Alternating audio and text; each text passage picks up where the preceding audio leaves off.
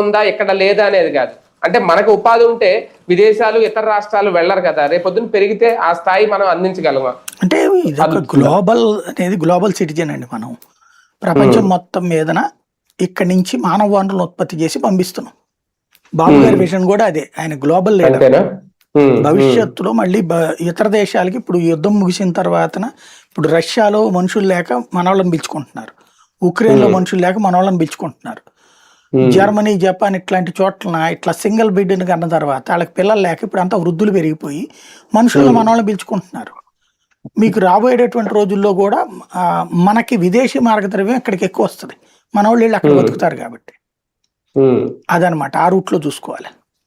రాజకీయాల్లో కూడా నిజంగా ఆ చట్టం సక్సెస్ అవుద్దా? స్థానిక సంస్థల ఎన్నికల్లో ఎక్కువ మంది పిల్లలు ఉంటేనే పోటీకి అర్హులు అనేది తీసుకొస్తే?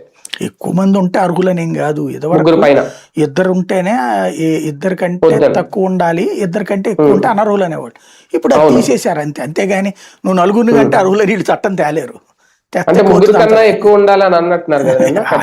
కనండి అంటున్నారు అంతేగాని మీరు కనకపోతే మీకు పోటీ చేయడానికి అనర్హులు అనే పదం ఉండదు, కుదరదు అట్లా చట్టం. నువ్వు ఎంతమందిని కనాలో నువ్వు డిసైడ్ చేయలేవు.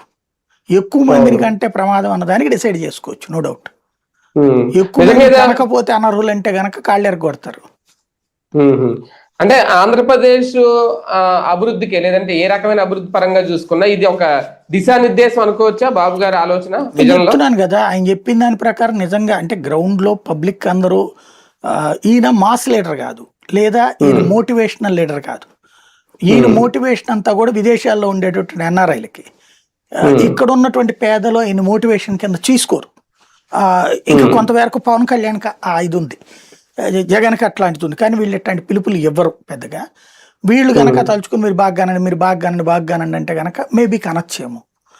కంటే ఈ బెనిఫిట్స్ వీటిని బేస్ చేసుకుని ఒకటే ఆయన చెప్పిన ఆస్పెక్ట్లో ఒకటి కరెక్ట్. మానవ వనరుల చోటకి పరిశ్రమలు పరిగెత్తుకొస్తాయి. వాళ్ళు మనకి ఇండియాలోకి మోడీ అదృష్టం ఏంటంటే మన దేశంలో ఇంతకాలం ఏదైతే మైనస్ అనుకున్నామో అదే మనకి ఫెచ్చింగ్ అయింది.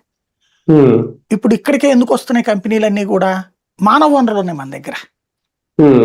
మానవ వనరులు